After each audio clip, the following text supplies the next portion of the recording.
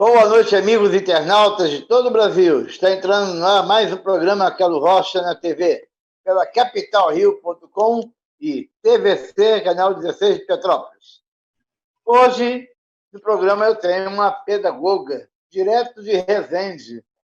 Ela trabalha com um grande amigo meu lá na Universidade de Estado de Sá, a professora Dilson Samora, a professora Caroline Graciani. Boa noite. Boa noite, olá, Carlos, prazer. Tudo bem? Tudo bem. Tudo bem. Caroline, a autorização do MEC para a aula remota, como foi isso? Então, Carlos, o ensino da educação básica não era autorizado ainda a aula online. E aí, quando eu falo educação básica, é a educação infantil, fundamental 1, 2 e médio. Com essa autorização do MEC, a gente conseguiu seguir com essas aulas remotas para poder não ficar sem seguir com os estudos. Então, a autorização do MEC agora foi importante nesse sentido, da gente poder utilizar a metodologia online nas nossas aulas remotas. Transferência para aulas online, como foi isso? A gente teve aí uma mudança radical, né, devido ao Covid, e tivemos aí de um dia para o outro que transferir toda a nossa estrutura de ensino presencial para a modalidade EAD, online. Então, foi um grande desafio, está sendo um grande desafio. Caroline, a escola já estava preparada para isso? Carlos, não, né? Foi uma mudança brusca, a gente está caminhando ainda na modalidade... Uma correria, né? Uma correria danada. Tivemos aí de uma hora para outra ter que adaptar e utilizar os recursos disponíveis. Você como coordenadora do curso e o meu amigo professor Agilson também. Tivemos que trabalhar aí mais do que 24 horas para dar conta de adaptar todo esse processo. Caroline, o Brasil está preparado para esse tipo de ensino? Carlos, agora está cada vez mais evidente que as desigualdades sociais apareceram, né? A modalidade online, a base dela é o acesso à internet. E a gente tem uma parcela ainda grande de alunos que não têm acesso à internet, alunos que não têm celular, não têm computador. Isso não só das crianças e adolescentes, mas eu vejo isso no meu público adulto. Eu ainda tenho alunos, e olha que é uma rede particular, eu tenho alunos que não têm computador, eu tenho alunos que usam o 3G do celular, e é limitado esse 3G, então não estamos preparados, o Brasil não estava preparado para esse tipo de ensino EAD assim, para todos ao mesmo tempo. Professora, como está acontecendo essas aulas online? Essas aulas online, elas têm dois tipos. Algumas aulas são gravadas e outras aulas acontecem ao vivo. As aulas gravadas, elas são mais utilizadas na educação infantil, no fundamental e no médio. O professor grava ali as orientações, a proposta da atividade e deixa disponível para o aluno. As aulas ao vivo são comuns, por exemplo, no ensino superior, a gente tem feito dessa forma, no dia, no horário da disciplina, a gente faz a aula ao vivo, e eu costumo dizer que para a educação infantil, as aulas gravadas, né, fundamental, são importantes porque o pai consegue colocar essa aula para o aluno assistir no melhor momento que ele tiver com atenção, mas as aulas ao vivo para as crianças são importantes mais para a socialização. Você colocar todo mundo ali na tela, os alunos conseguirem visualizar o professor, os coleguinhas de turma, elas são mais importantes nesse sentido. Você como coordenadora, lidar com os seus colegas, você acha difícil? Tem sido um desafio. Porque tem sido desafiador, porque eu tenho colegas com habilidades, com tecnologia, e colegas que nunca utilizaram esses recursos e agora estão sendo obrigados a utilizar.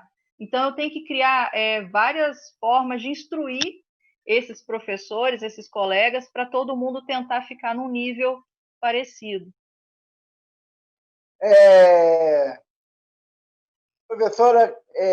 Professora Caroline, quais os recursos utilizados para esse tipo de aulas?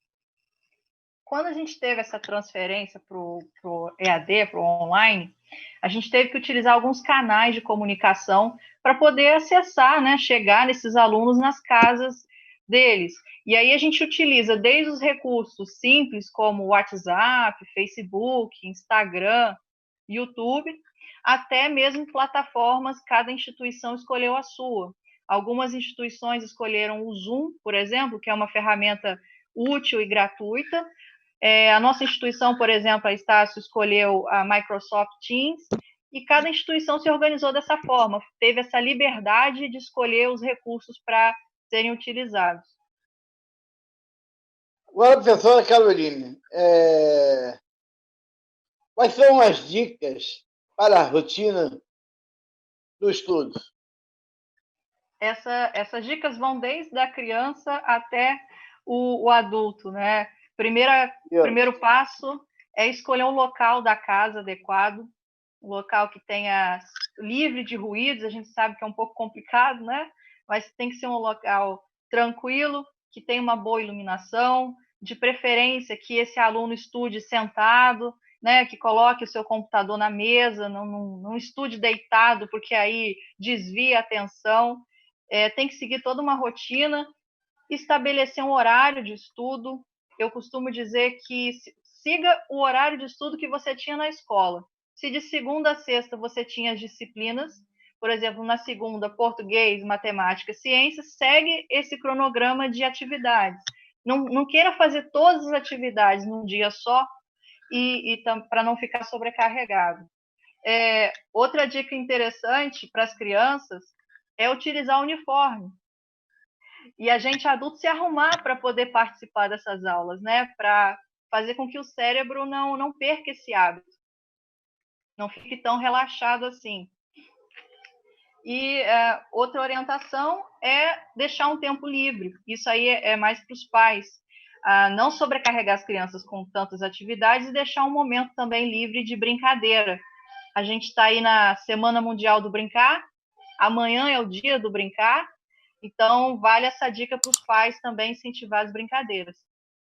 O professor Caroline, há poucos dias, foi essa semana ou foi semana passada, e foi comemorado o Dia do Pedagogo, né?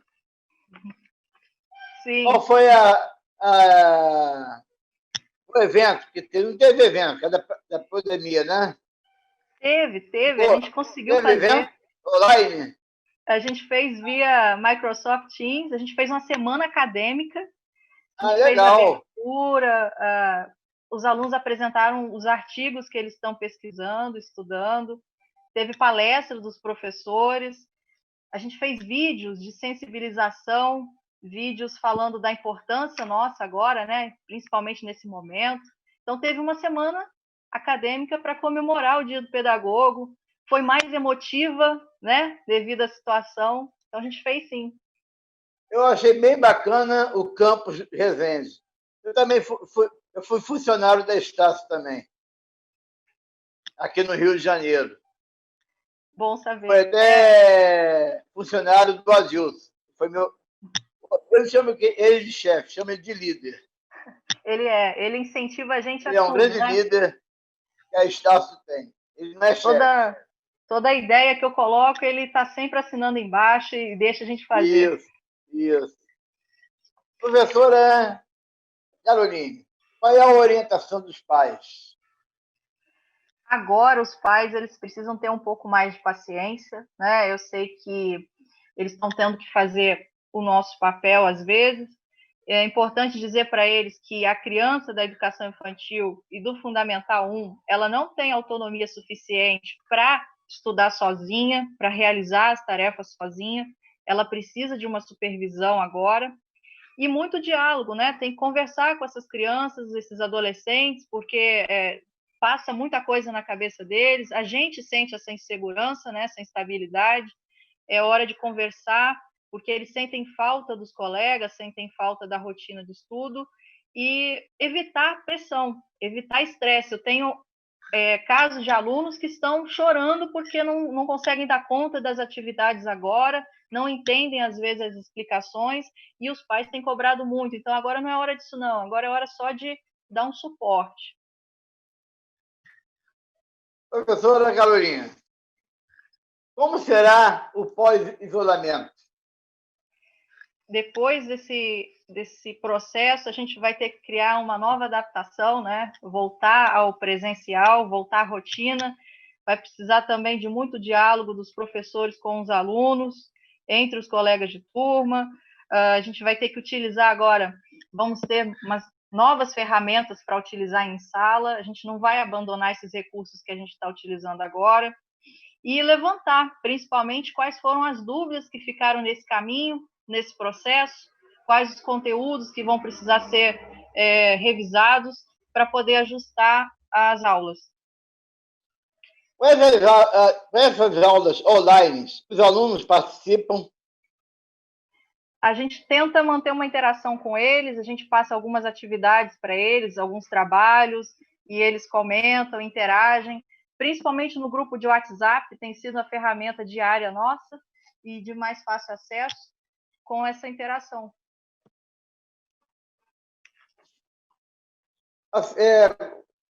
Professora, você é coordenadora do curso. Vou fazer 2 perguntinhas para você. O que você acha do Enem? Bom assunto, bom falar sobre isso. Eu cheguei a citar que a gente fica evidente a desigualdade social, né? E isso. O Enem é um instrumento de avaliação.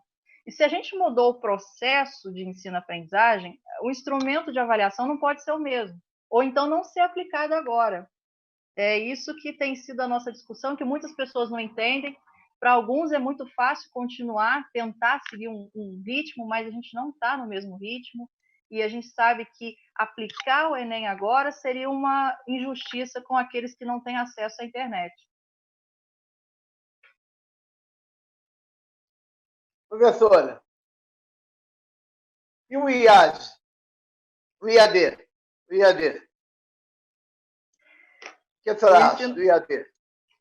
Foi uma ajuda para vocês? A estrutura do ensino EAD ela é mais fácil de ser aplicada no ensino superior e no ensino médio até, né? Mas agora, vendo o momento da educação infantil, do Fundamental 1 e 2, a gente vê que o EAD não se encaixa, né? Mesmo que houvesse uma proposta, mesmo que tivesse aquele conceito homeschooling, que nos Estados Unidos é liberado, o Brasil ainda não é legalizado, a gente ainda não estaria preparado para esse tipo de ensino EAD, pelo menos na educação básica. Professora Caroline Graciani, agora você vai falar um pouco do seu livro. Você lançou aí em Resende? Foi em Resende? Foi aqui em Resende. Me fala o nome da sua editora também. Eu lancei o livro... Para evitar direito autoral. Nome da editora? Eu lancei o livro pela editora Apris, é uma editora acadêmica. Apris. Apris. Ela é uma editora acadêmica do Rio Grande do Sul e ela abriu um edital lá, fez uma proposta de seleção de candidatos para lançamento de livro. Eu falei, olha, eu vou tentar, eu vou participar. Esse livro é fruto de 10 anos de estudo.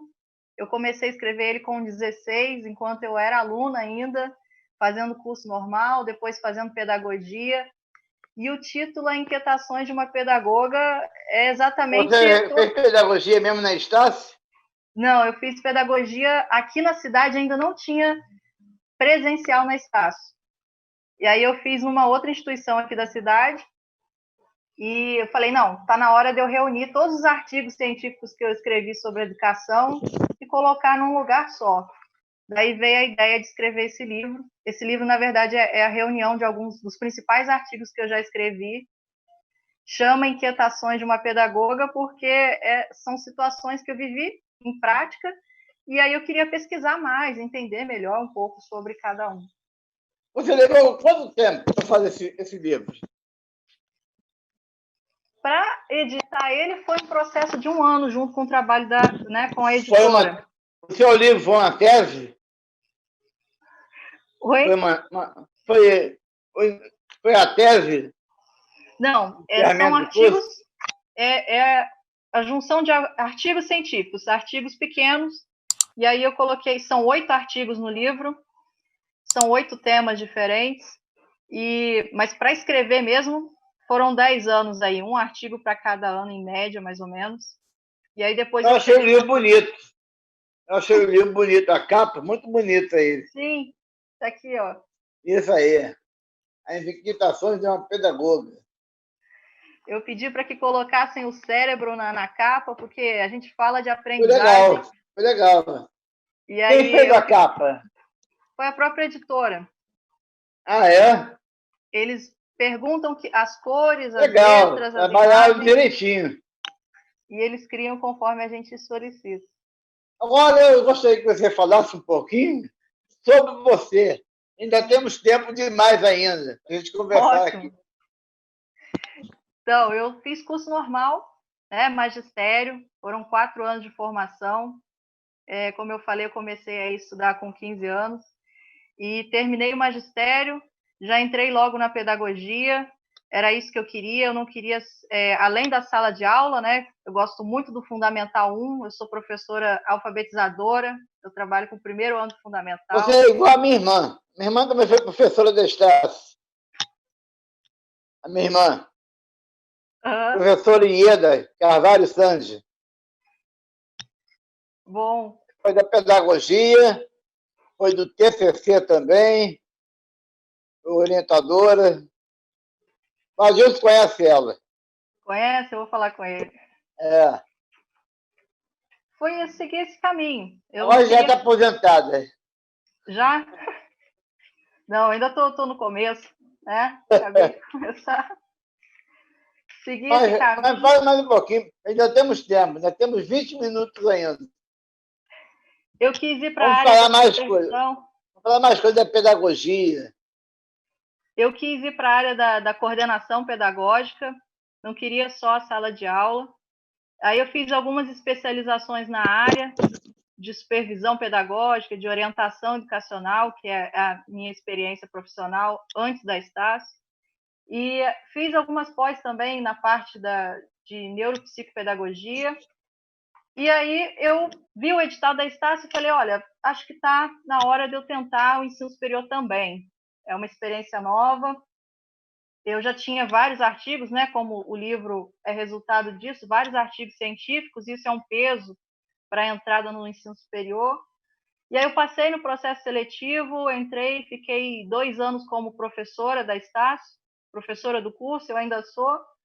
E aí o Adilson me fez o convite ano passado, finalzinho do ano passado, para assumir a coordenação do curso, que me deu muita alegria.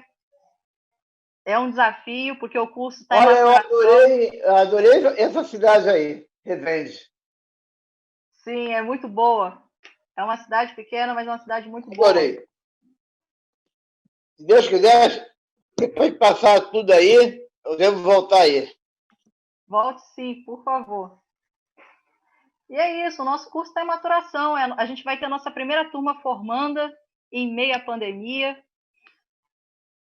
Então, a gente está construindo vários projetos. E está quanto tempo na Estácio? Quantos anos? Agora vão fazer 4 anos. 4 anos. Você é da cidade de Resende? Você? Sou. Sou daqui mesmo. Legal, legal.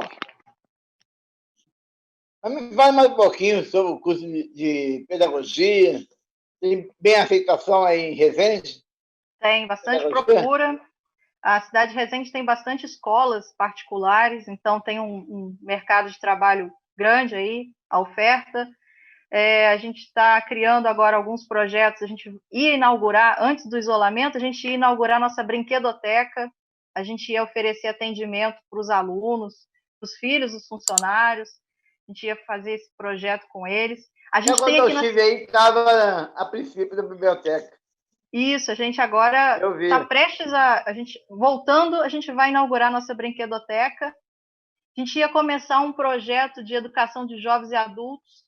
A gente ia alfabetizar jovens e adultos aqui também. A gente faz muito projeto social. A gente está sempre em parceria com as escolas públicas, com a Casa da Acolhida, que é como se fosse um orfanato aqui da cidade. A gente faz projetos também no hospital, na parte da pedagogia hospitalar. A gente faz visita fantasiado lá no hospital. Então, tem muito projeto social nesse curso. Essa é a nossa diferença aqui na cidade. Professora Caroline, eu estou fazendo umas perguntas aqui. Vamos ver, vamos lá. Quais os projetos que estão para sair no curso? A brinquedoteca é o principal, é para garantir até o nosso reconhecimento do curso, precisa ter esse item. O programa de alfabetização de jovens e adultos é o projeto que a gente também vai abrir, são 2 salas, a gente chama de laboratório de aprendizagem. São essas 2 salas que a gente precisa inaugurar, além dos projetos sociais que a gente desenvolve mesmo. Projetos sociais. Legal. Caroline, fala mais um pouquinho do seu livro. Vamos aproveitar o tempo para você fazer a propaganda do seu livro. Certo. Esse livro ele tem 8 artigos. Esses 8 artigos eles vão falar desde a importância da leitura até o uso de tecnologia na sala de aula. Fala um pouco de ensino híbrido, que ainda é esse trabalho da tecnologia junto com o presencial. Eu falo também da questão da indisciplina, pela minha experiência de orientadora educacional, o quanto que é importante fazer projetos, trabalhos preventivos para evitar a indisciplina em sala. Eu falo também um pouco de gestão escolar, a importância da liderança, da motivação na equipe escolar. E eu encerro esse livro falando de 2 artigos que eu relaciono da neuroeducação, né? Eu falo um pouco da importância que tem a contribuição da neurociência junto com a neuroeducação.